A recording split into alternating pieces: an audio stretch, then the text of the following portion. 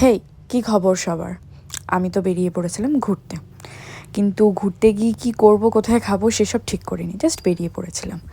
তো তারপর ঠিক করলাম মুভি দেখতে যাই। একটা মুভি রিলিজ হয়েছিল না, গৃহপ্রবেশ। তো সবাই বলছিল বেশ ভালো হয়েছে, তাই আমরাও চলে গিয়েছিলাম। এই যে তখন হলের বাইরে ওয়েট করছিলাম, তখনও টাইমিং হয়নি। তো তারপরে তো চলে গেলাম।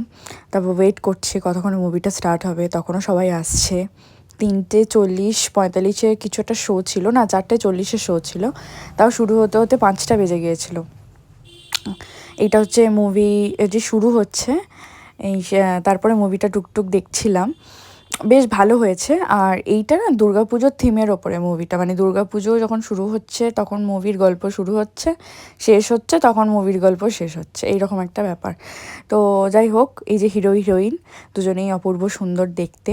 আমরা তো হাঁ করে শুধু দেখছিলাম, গানগুলো খুব সুন্দর।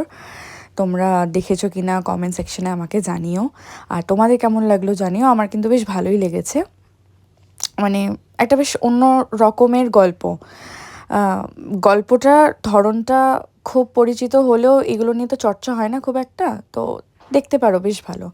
এই যে মুভি শেষ, আমরাও রেডি, এবার একটুখানি ওয়াশরুমে গেলাম একটু ফ্রেশ হতে, তারপরে আমরা গেলাম একটু চা খেতে। এই যে সেই শর্মা স্ন্যাক্স, যেখানে আমি প্রায় প্রায় যাই চা খেতে। তো এই যে চলে গেলাম ও আর আমি মিলে, তারপর আমরা চা খেলাম, অনেক আড্ডা দিলাম, মাঝখানে আরও টুকটাক খাবার খেয়েছি যেগুলোর ভিডিও করতে আমি ভুলে গেছি।